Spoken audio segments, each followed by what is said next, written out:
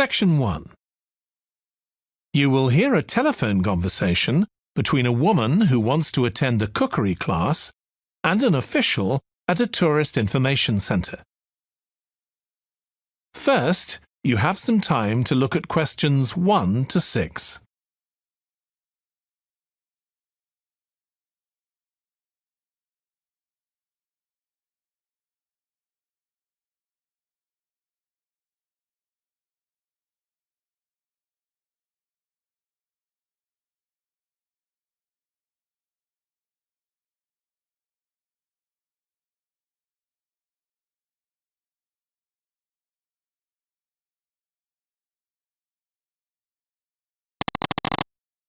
Now we shall begin. You should answer the questions as you listen because you will not hear the recording a second time. Listen carefully and answer questions 1 to 6. Hello, Tourist Information Centre. Mike speaking. How can I help you? Oh, hi. I wanted to find out about cookery classes. I believe there are some one-day classes for tourists. Well, they're open to everyone, but tourists are always welcome. OK, let me give you some details of what's available. There are several classes. One very popular one is at the food studio. OK. They focus on seasonal products, and as well as teaching you how to cook them, they also show you how to choose them. Right, that sounds good. How big are the classes? I'm not sure exactly, but they'll be quite small. And could I get a private lesson there? I think so. Let me check. Yes, they do offer those. Though, in fact, most of the people who attend the classes find it's a nice way of getting to know one another. I suppose it must be, yes. And this company has a special deal for clients where they offer a discount of 20% if you return for a further class. OK, but you said there were several classes. That's right. Another one you might be interested in is Bond's Cookery School. They're quite new. They just opened 6 months ago, but I've heard good things about them. They concentrate on teaching you to prepare healthy food, and they have quite a lot of specialist staff. So is that food for people on a diet and things like that? I don't know if I'd be interested in that. Well, I don't think they particularly focus on low-calorie diets or weight loss. It's more to do with recipes that look at specific needs, like including ingredients that will help build up your bones and make them stronger, that sort of thing. I see. Well, I might be interested. I'm not sure. Do they have a website I could check? Yes, just key in the name of the school. It'll come up. And if you want to know more about them, every Thursday evening they have a lecture at the school. It's free, and you don't need to book or anything. Just turn up at 7:30. And that might give you an idea of whether you want to go to an actual class. Before you hear the rest of the conversation, you have some time to look at questions 7 to 10.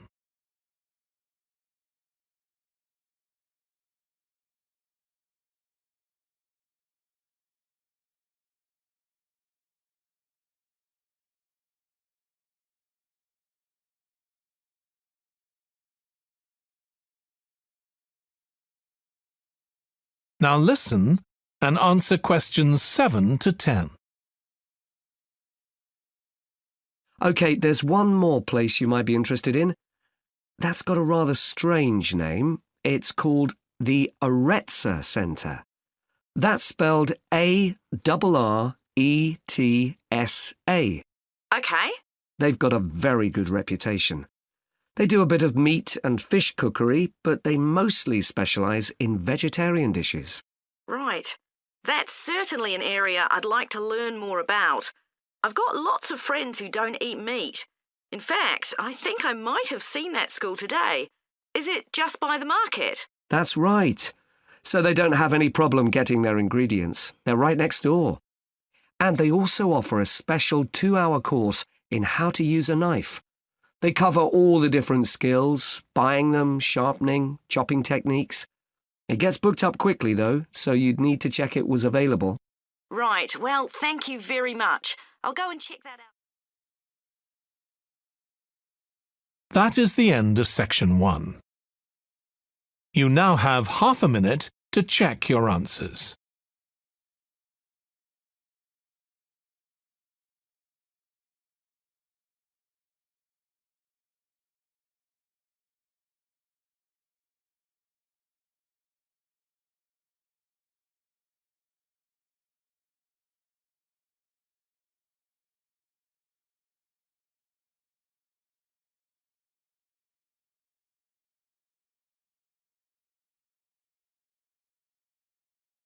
Now turn to Section 2.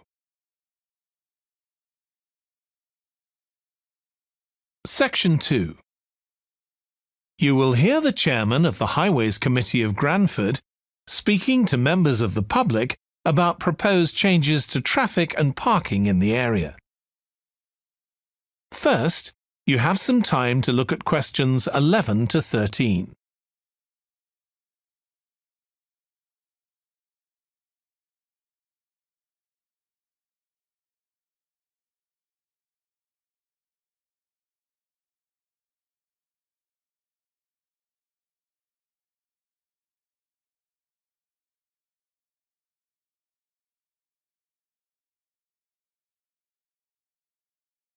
Now listen carefully and answer questions 11 to 13.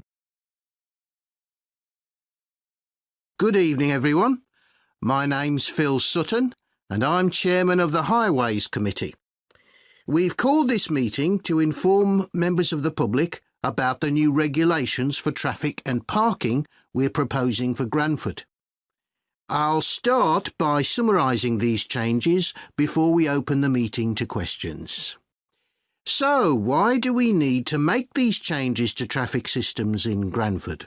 Well, we're very aware that traffic is becoming an increasing problem. It's been especially noticeable with the increase in heavy traffic while they've been building the new hospital. But it's the overall rise in the volume of traffic of all kinds that's concerning us. To date, there's not been any increase in traffic accidents, but that's not something we want to see happen, obviously. We recently carried out a survey of local residents, and their responses were interesting. People were very concerned about the lack of visibility on some roads due to cars parked along the sides of the roads. We'd expected complaints about the congestion near the school when parents are dropping off their children or picking them up. But this wasn't top of the list, and nor were noise and fumes from trucks and lorries, though they were mentioned by some people. We think these new traffic regulations would make a lot of difference, but we still have a long way to go.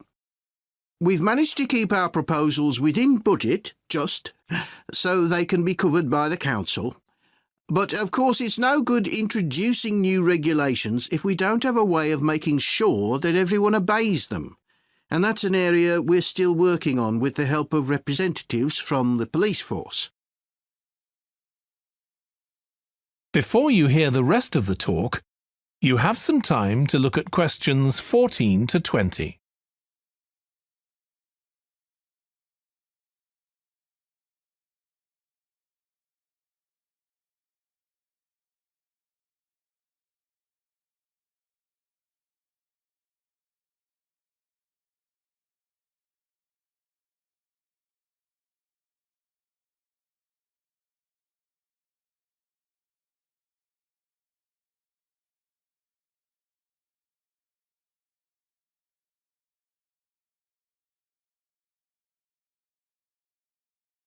Now listen and answer questions 14 to 20.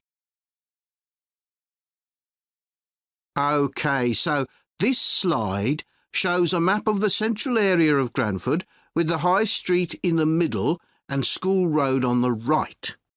Now, we already have a set of traffic lights in the High Street at the junction with Station Road, but we're planning to have another set at the other end at the School Road junction to regulate the flow of traffic along the High Street. We've decided we definitely need a pedestrian crossing. We considered putting this on School Road just outside the school, but in the end we decided that could lead to a lot of traffic congestion. So we decided to locate it on the High Street, crossing the road in front of the supermarket. That's a very busy area, so it should help things there. We're proposing some changes to parking. At present, parking isn't allowed on the High Street outside the library, but we're going to change that and allow parking there, but not at the other end of the High Street near School Road. There'll be a new no parking sign on School Road just by the entrance to the school, forbidding parking for 25 metres. This should improve visibility for drivers and pedestrians, especially on the bend just to the north of the school. As far as disabled drivers are concerned, at present they have parking outside the supermarket, but lorries also use those spaces, so we've got 2 new disabled parking spaces on the side road up towards the bank. It's not ideal, but probably better than the present arrangement. We also plan to widen the pavement on School Road. We think we can manage to get an extra half metre on the bend just before you get to the school, on the same side of the road.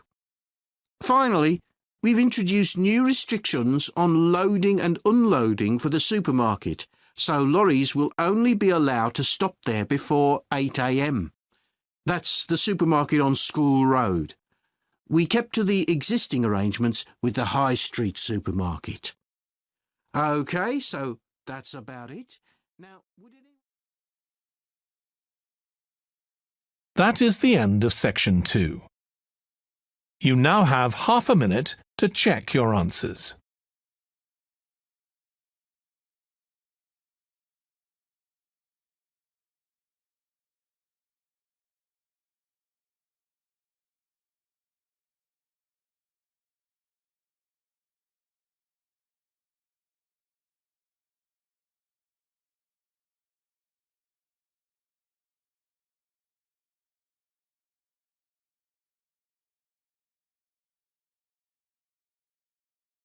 Now turn to section 3. Section 3. You will hear 2 biology students called Emma and Jack discussing an experiment they are going to do together. First, you have some time to look at questions 21 to 25.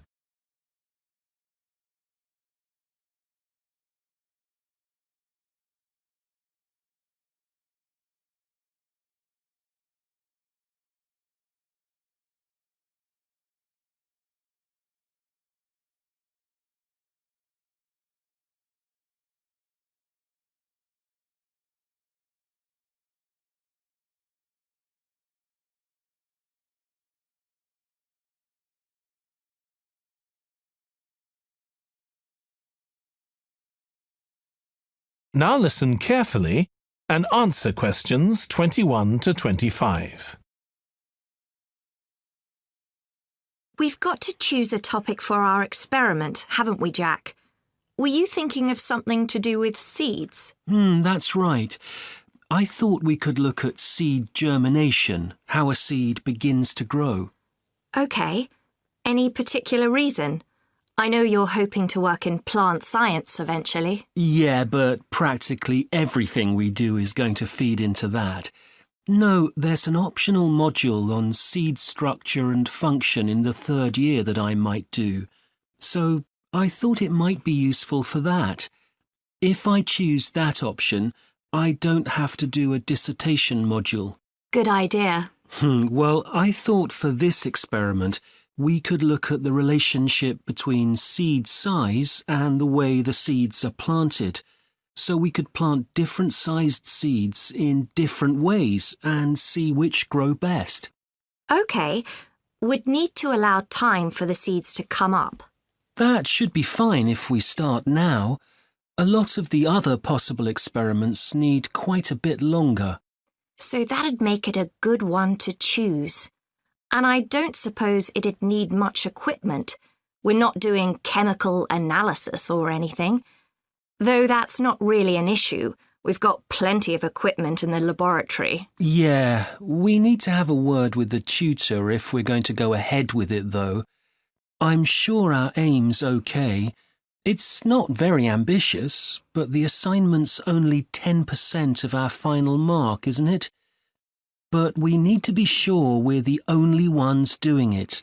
Yeah, it's only 5% actually, but it'd be a bit boring if everyone was doing it. Did you read that book on seed germination on our reading list?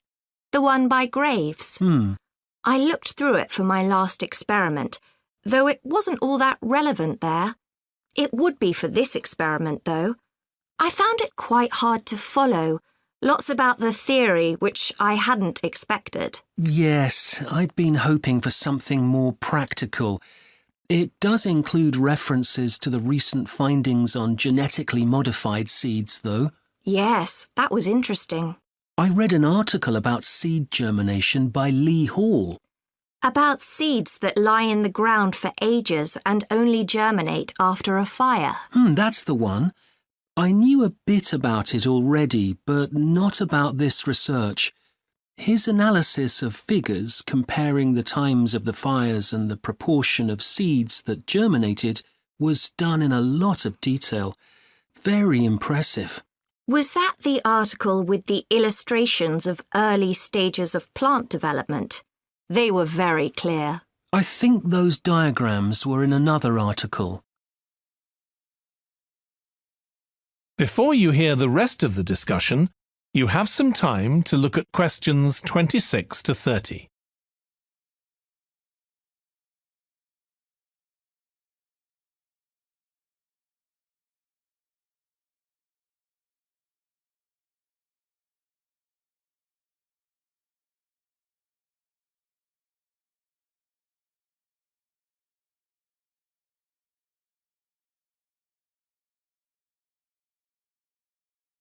Now listen and answer questions 26 to 30.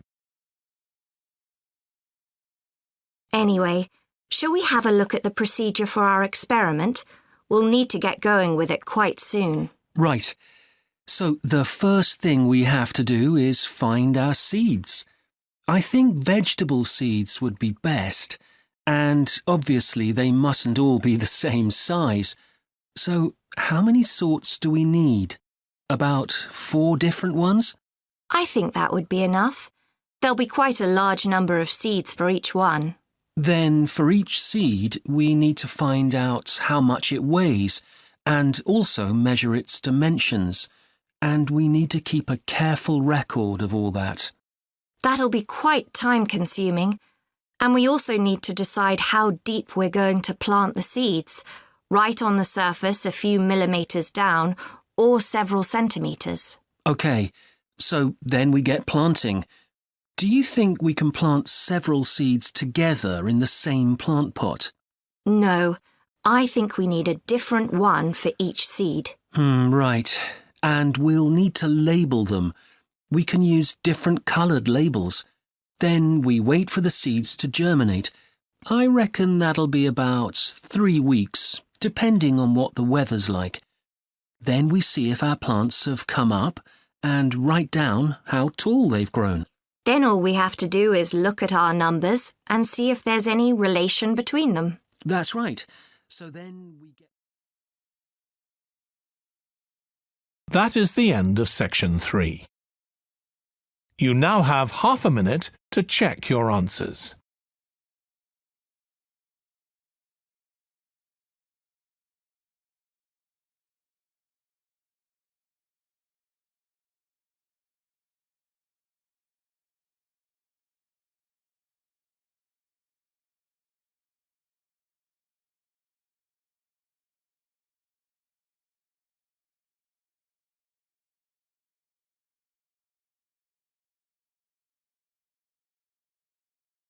Now turn to section 4. Section 4. You will hear part of a lecture on an environmental studies course about recent research on how animals are adapting to urban environments. First, you have some time to look at questions 31 to 40.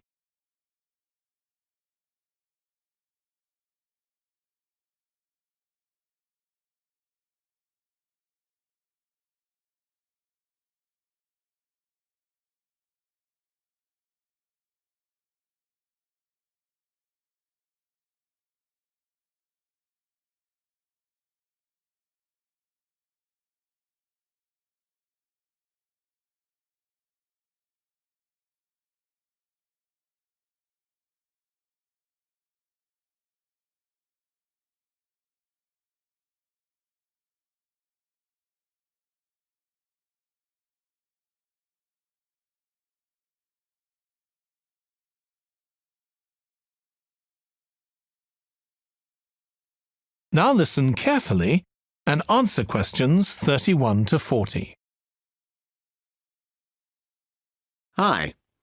Today we're going to be looking at animals in urban environments, and I'm going to be telling you about some research on how they're affected by these environments. Now, in evolutionary terms, urban environments represent huge upheavals, the sorts of massive changes that usually happen over millions of years. And we used to think that only a few species could adapt to this new environment. One species which is well known as being highly adaptable is the crow, and there have been various studies about how they manage to learn new skills. Another successful species is the pigeon, because they're able to perch on ledges on the walls of city buildings, just like they once perched on cliffs by the sea. But in fact, we're now finding that these early immigrants were just the start of a more general movement of animals into cities, and of adaptation by these animals to city life. And one thing that researchers are finding especially interesting is the speed with which they're doing this. We're not talking about gradual evolution here. These animals are changing fast. Let me tell you about some of the studies that have been carried out in this area. So, in the University of Minnesota, a biologist called Emily Snellrud and her colleagues looked at specimens of urbanized small mammals such as mice and gophers that had been collected in Minnesota and that are now kept in museums there. And she looked at specimens that had been collected over the last 100 years, which is a very short time in evolutionary terms. And she found that during that time, these small mammals had experienced a jump in brain size when compared to rural mammals. Now, we can't be sure this means they're more intelligent, but since the sizes of other parts of the body didn't change, it does suggest that something cognitive was going on. And Snellrud thinks that this change might reflect the cognitive demands of adjusting to city life, having to look in different places to find food, for example, and coping with a whole new set of dangers. Then over in Germany, at the Max Planck Institute, there's another biologist called Katharina Miranda, who's done some experiments with blackbirds living in urban and rural areas, and she's been looking not at their anatomy, but at their behavior. So, as you might expect, she's found that the urban blackbirds tend to be quite bold. They're prepared to face up to a lot of threats that would frighten away their country counterparts. But there's one type of situation that does seem to frighten the urban blackbirds, and that's anything new, anything they haven't experienced before. And if you think about it, that's quite sensible for a bird living in the city.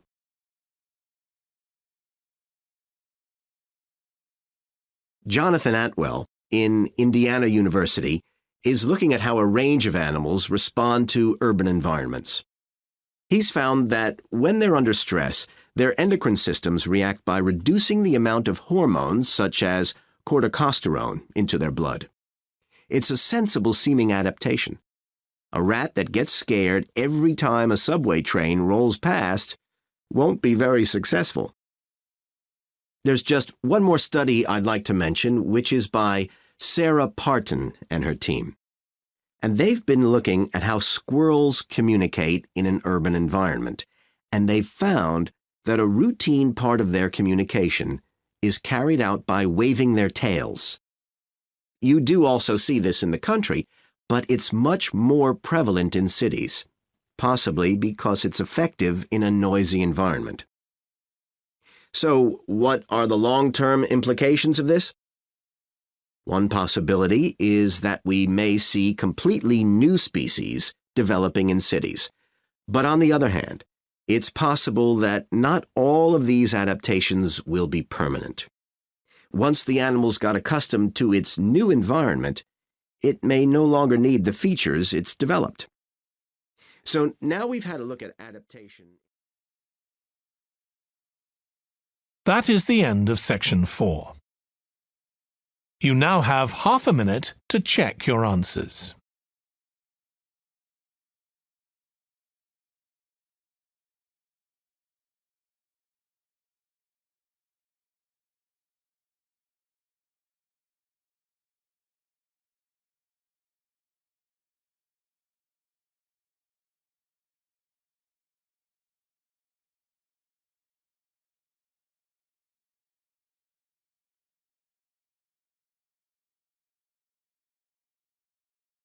That is the end of the list. You now have 2 minutes to check your answers.